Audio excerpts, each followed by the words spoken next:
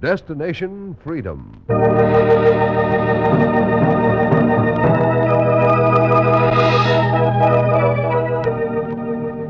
Station WMAQ presents Destination Freedom, dramatizations of the great democratic traditions of the Negro people, a part of the pageant of history and of America's own Destination Freedom.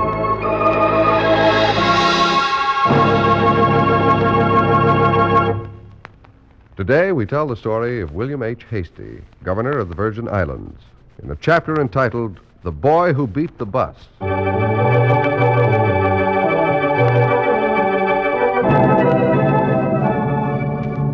Once upon a time in the town of Knoxville, Tennessee, there lived a boy named William Hastie, who had 3 miles to go to get to school.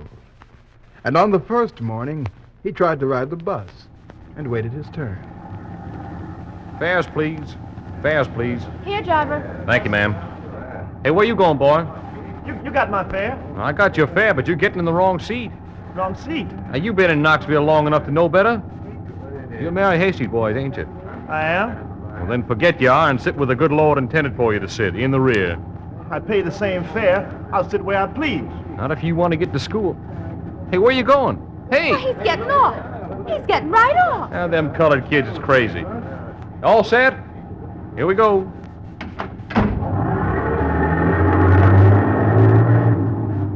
And when the bus started, the boy was on the road behind it, running with all his might, trying to beat it to school. And it was that way each morning, and the passengers watched the uneven race, and the driver would shake his head. Now, don't stick your necks out of the windows, folks. Them colored kids is crazy, plumb crazy. He'll get tired and get on. He'll get tired. But the weeks wore on, and the same boy was running and losing his race with the Jim Crow bus. Say, ain't that the same kid we saw yesterday, driver? He's crazy, I told you, ma'am. Well, what's he running for when he can ride? Exercise? He sure runs fast for a crazy boy. I know his people. They ain't got all that's coming to him. Well, look at him. Maybe the poor boy ain't got bus fare. Did you ever think of that? Now, sit down, please, folks. Sure, maybe he can't pay. Hey, kid. What's his name? It's Bill Hastie. Hey, Sam. Here's a nickel. Catch the next bus. Here.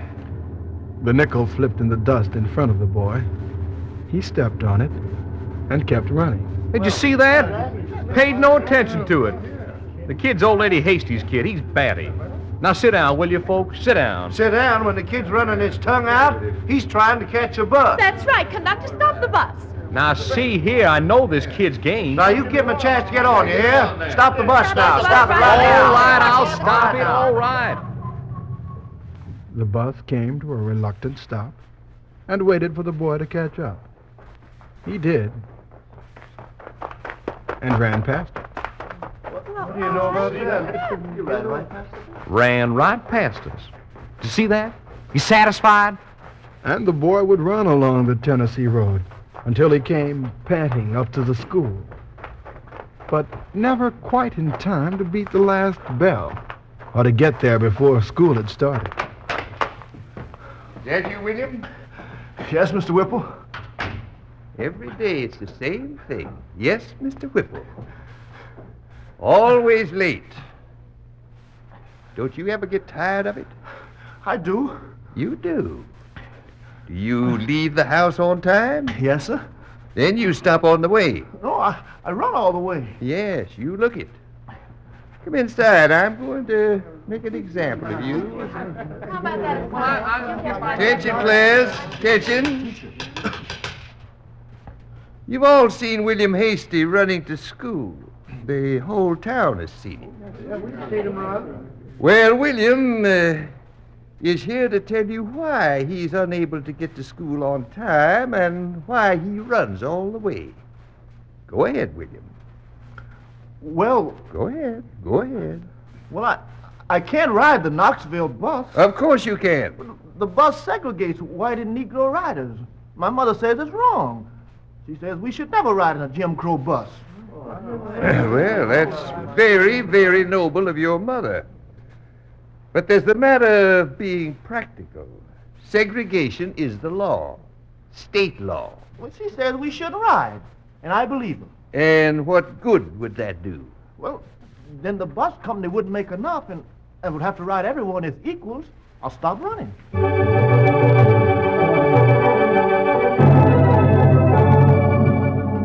The students took the Hastie boy's advice, and the next 2 weeks, the bus ran half empty, and the students of Knoxville High ran alongside it. Hey, he's multiplied. He's got 20 kids with him. Yesterday he had 10. I told you them kids is crazy, plumb crazy. And the class boycotted the bus, and the teacher waited impatiently for a showdown with Mrs. Hastie. Mrs. Hastie, this boy of yours has got the whole colored section of town running to school. And late. How do you expect him to learn enough to graduate? If he's learning to fight illegal segregation, Mr. Whipple, I'm satisfied. Madam, we're qualified to teach the boys what's legal and what's illegal. I'm qualified to teach him right from wrong. But the boy's got to be practical. Segregation is the state law, and it's constitutional. I don't believe it is. I see. And how do you intend to prove that? I'm raising my son Bill to prove it. Hereafter, he'll be to school on time. He'll start earlier. He'll run faster.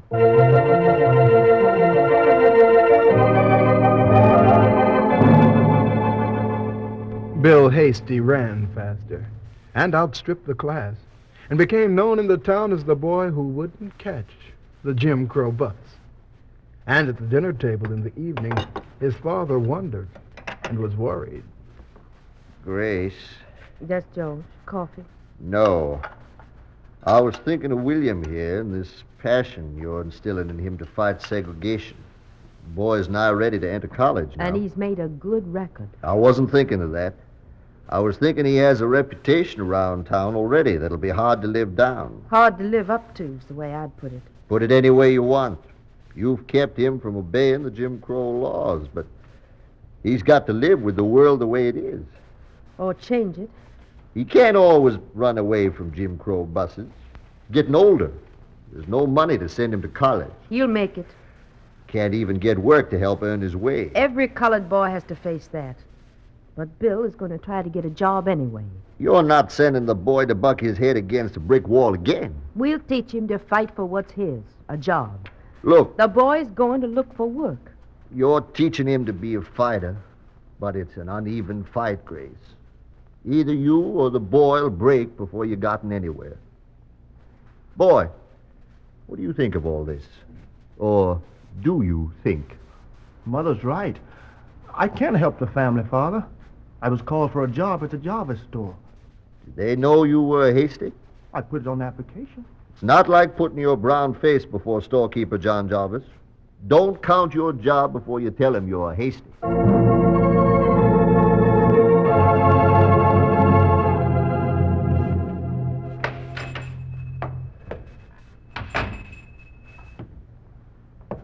Mr. Jarvis, I'm the boy you sent for. Huh?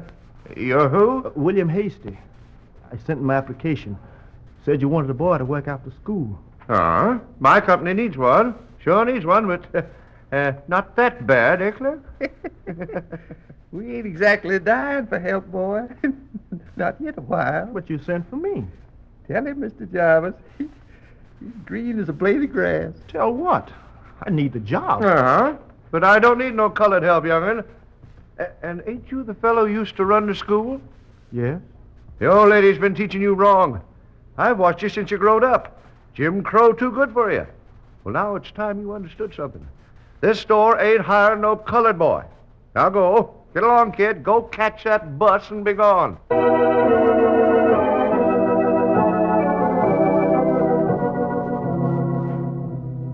I told you, Grace. This is a Jim Crow town, and you know it. They've got it in for the family. Some folks got it in for any family. They wouldn't let him work even if they needed him. He may as well learn to comply with the customs.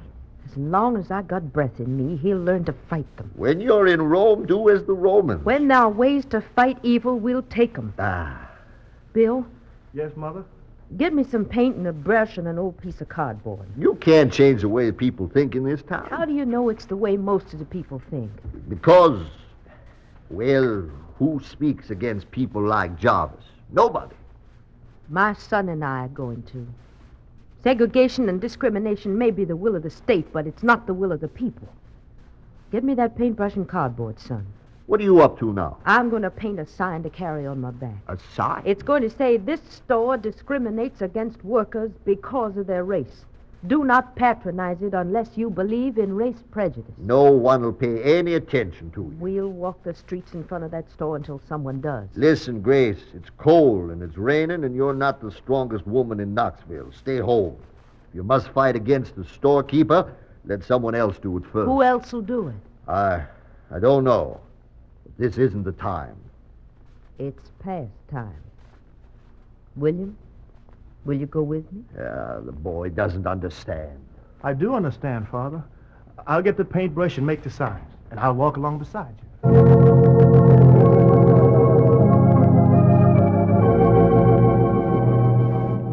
He got the cardboard and painted the words that warned the town that prejudice was like poison and that the Jarvis store contained an overdose of it.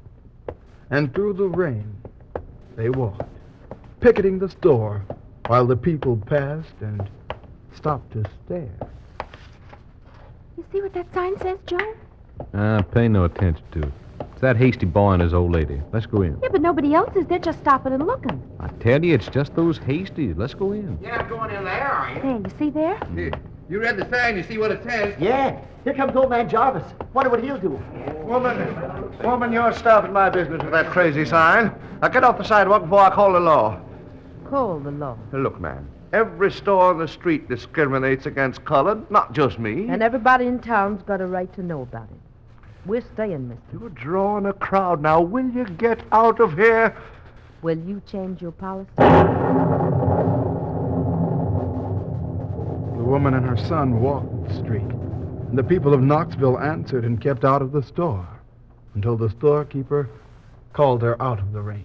All right, you men. I'll change my policy. I'll put up a countersign saying any race can work here. Will that satisfy you? It'll help. You're setting your boy a bad example.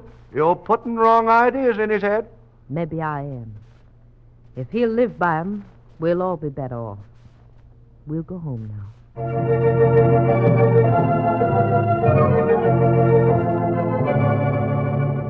And she took her son home. The rain had soaked through her clothes, but she told her husband of her victory. George, Yes, Grace?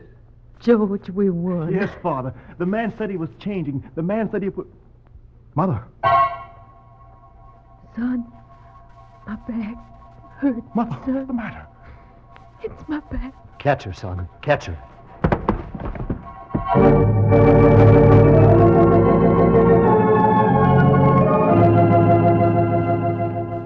She dropped to the floor from the pain. And in the future, the father had only cold words for his quiet son. Your mother may never be well again. She spent all her days living so that you'd look up to her. I know. I know. Is that all you have to say? All your life you've been quiet, too quiet. You're college age now. You'll be on your own. You've decided what you're going to do? I'll be a lawyer. I'd prefer you did something you could make a living by. She taught me how to fight for a living. A fight. Too bad she didn't teach you how to enter college without a cent. She taught me that, too.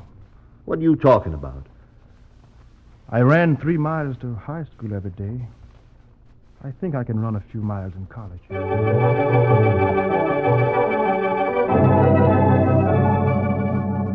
And he went to Amherst College and told the coach he wanted a scholarship. Scholarship? Lad, your grades are good for this southern school you come from, but why weren't you on the track team? We didn't have a track team. And, lad, what makes you think you can run on a college team? I had some practice. You kids think you can get by on nerve. Tell you what I'll do. Yes? The team's winding up spring practice this evening. Just suppose you sort of get on your mark and run with them. Show me what you can do. I'll be glad to. Thanks. And, Hastie, Yes? they'll be running the mile. The mile? I don't want you to strain yourself, lad. Try to find some gym shoes, and after the boys lap you twice, just take your rest, understand? Yes, I understand.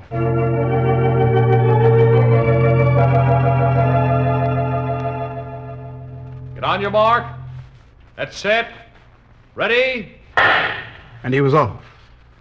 And when the race was over, the coach had some serious talk for the president of Amherst. Sorry to break in on you like this, Chief, but a crazy kid named Hastie just broke the college, the state, and the national mile records, and wearing high-top shoes. Never been on cinders before. Says he's been practicing by running against buses. They've certainly got some strange customs down below that Mason-Dixon. Think we can give him that scholarship?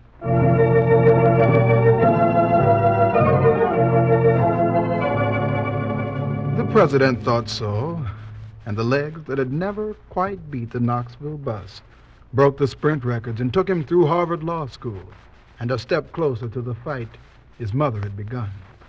And they carried him to Washington, to the Houston Brothers Law Office. William Hastie's your name. I've never heard of it. I've never had a case. Well, my firm doesn't usually bother with beginning lawyers. What type of law do you specialize in? Only in constitutional law, in civil rights cases. Criminal law is where the money is, young man. Constitutional law is what I intend to practice, sir. Stubborn. Well, if you're serious about this, suppose you join up. Not with my firm, but with me in my work with the National Association for the Advancement of Colored People. They need a lawyer? They need lawyers who know every phrase in the Constitution and who can stop some of the states from punching holes in it. There's not much money to be made. You'll never get to be governor. I don't expect to be. But you might be able to find cases that'll break some worn-out laws. Take the one in North Carolina that pays white teachers low salaries and Negro teachers lower ones. Now, get a good case on that, convince the court that the law is unconstitutional, and you're on your way. To what, I can't say, but you'll be on your way.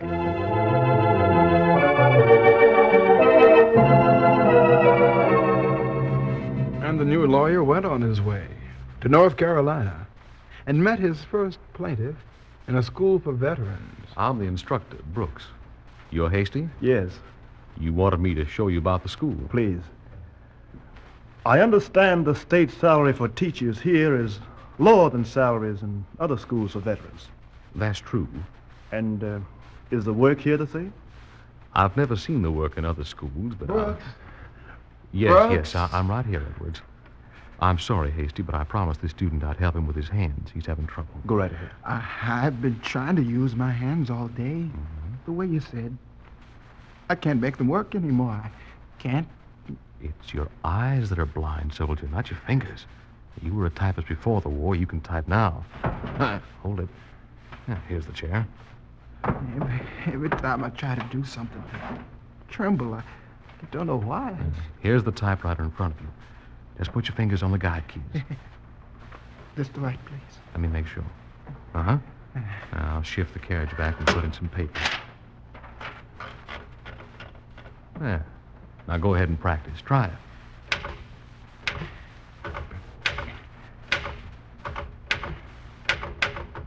Hey, you see, even if you are blind, you still type very well. Yes, I can. It's been so long since I touched it. Maybe I could go on to school, like you said. Sure. We've already sent in your application, and they'll take you. Gee, I can't thank you for this. Here, will you read back what I typed? No, you go on typing. I've got a guest. So you see, Attorney Hastie, that's what I'm doing all day here. It's very well. But why didn't you read back what he had typed? Against the rules? No. You see, I'm blind, too. And the Supreme Court heard the case and declared, It is the unanimous opinion of this court that the state law of North Carolina that pays one wage to white teachers and a lower wage to Negro teachers for the same amount of work is unconstitutional.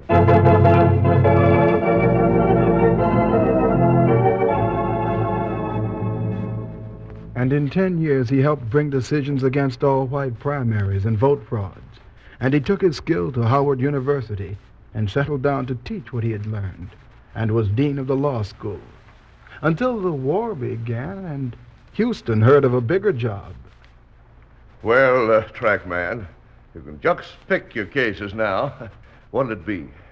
I'd like to start fighting segregation There's a lot of it to fight. on the bus lines. You got any evidence? Plenty. I'm going back to my hometown. I'm going to see if I can beat that Jim Crow bus this time.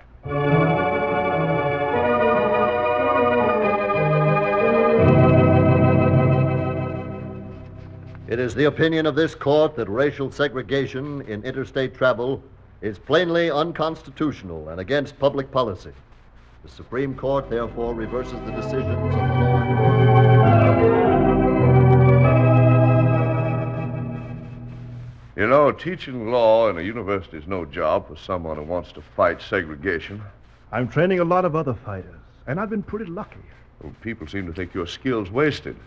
They're recommending you for the War Department. What are you talking about? This. In the last war, segregation of Army troops set off a number of pretty damaging mutinies. You know more about segregation than any lawyer alive. Possibly. The Army's looking for a civilian aide to the Secretary of War, someone to advise them on the best way to integrate Negro troops in the service. What can I advise? The Army has its own regulations. There's a chance that you might be able to prove that they've got to change some of the old regulations. There might be a chance. As civilian advisor to the Secretary of War, you will have that chance to promote the best way of handling soldiers. Of course, you'll be target for every critic in the country, but think it over. And if you decide to take it, drop in and see the generals.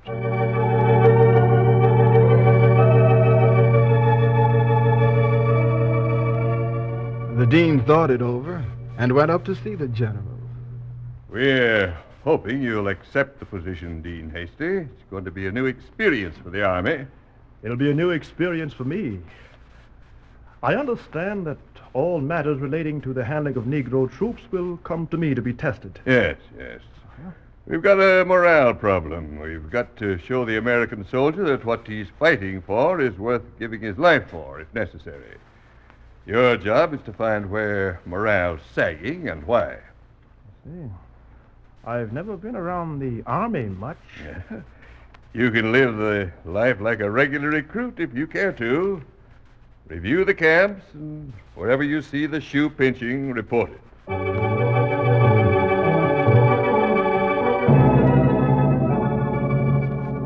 And the dean went through the recruiting stations, lived in the camp as a recruit, and first felt the shoe pinch as he took his tired platoon into a nearby town when he was Hold up, fellas.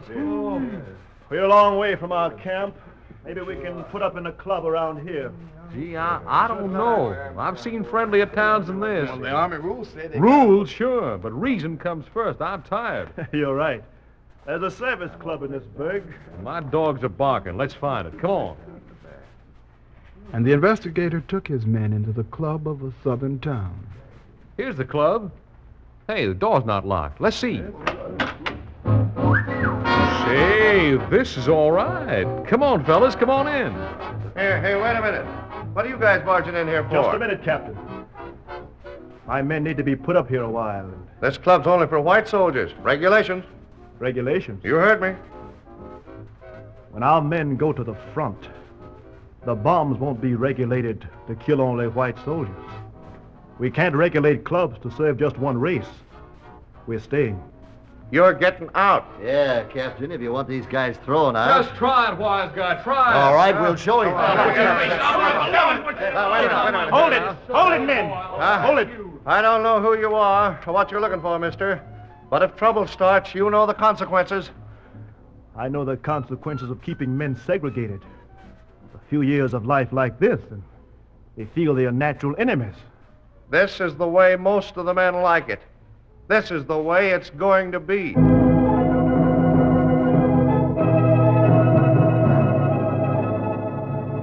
And the civilian aide traveled throughout miles of camps to see if most of the men liked the Jim Crow Army. And he found the shoe pinched on Guadalcanal, where a Negro Seabee said, Take this down for your report, mister. We don't mind sweating it out for a few years. But we don't want people planting the seeds of segregation back home while we carry the torch of liberty. A mess attendant on an airplane carrier said, Here's what I'll say, mister. Why can't there be other jobs on ship for Negro sailors beside mess attendants? Did this guy, Dory Miller, die for nothing? Ask him, mister. And the civilian aide talked to a Southern Army officer who said, I used to think the best way was to separate the Negro soldiers from the whites. Well, now I'm not so sure. When the men get to know each other, there's not much trouble between them. You can quote me. and out from the camps, and below the Mason-Dixon line, the civilian aide wrote down what the men said, and he sent in his recommendations. And I recommend that all assignments in the American Armed Forces be made without reference to race or color. That promotions be made to all races as their right for their part in the fight for freedom. He sent it to the generals and went back to his post and waited. And finally, the answer came. The War Department's decided to reject your recommendations against segregation. Instead, we've integrated Negro flyers into the Air Corps on a segregated basis. But you see what happened where segregation is the rule. It's the decision of the department. Then you have my resignation.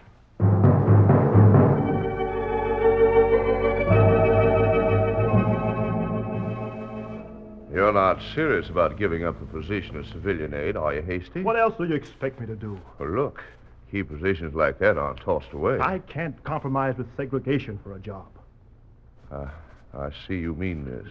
I've always meant it. You're killing your political career. Let the career die. Let me go back to teaching law as it should be. He went back to the law schools and was training more students to understand the nature of the American Constitution when Houston brought another message. I've got some more news for you, Hastie. The Department of Interior's heard about your resigning. The secretary would like to see you. It's about a new position. What kind of position does a man get who won't approve segregation? I think you'd better look into it and find out. He went to find out. And he sat down with the Secretary of the Interior. I've heard your report against segregation. My department thinks you should be commended for speaking the truth. In fact, we think that a man with your experience in fighting segregation since the first day he could run, and who knows constitutional law so well, can help out in one spot that needs a good administrator. Where is that? The Virgin Islands. We'd like for you to take over the job of governor there. Governor? Yeah, here. And on the map. Out there in the Caribbean are 50 islands that have waited 20 years for an administrator who could handle them. Tough job. A job that only one who believes in democracy can do. Well, I'd like for you to take it. If Congress approves, I'll take it. I think it'll be approved. Good luck, Governor.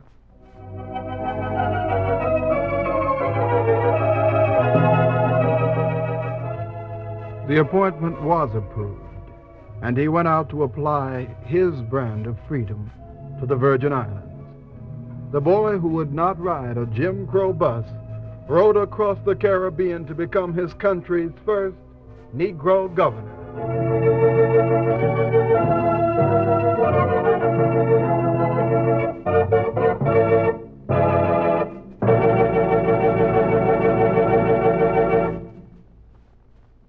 You have just heard Destination Freedom's dramatization of the story of William H. Hastie, Governor of the Virgin Islands.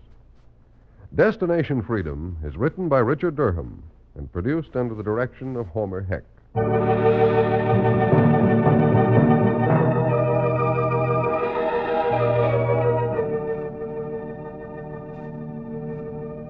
The role of Governor Hastie was played by Fred Pinkard. Others were Geraldine Kay, Oscar Brown, Jr., George Kluge, Jack Lester, Charles Mountain, and Jess Pugh. The special music was composed by Emil Soderstrom and played by Elwyn Owen and Bobby Christian. This is Hugh Downs, inviting you to be with us again next week at this same time, when Destination Freedom will tell the story of Hazel Scott.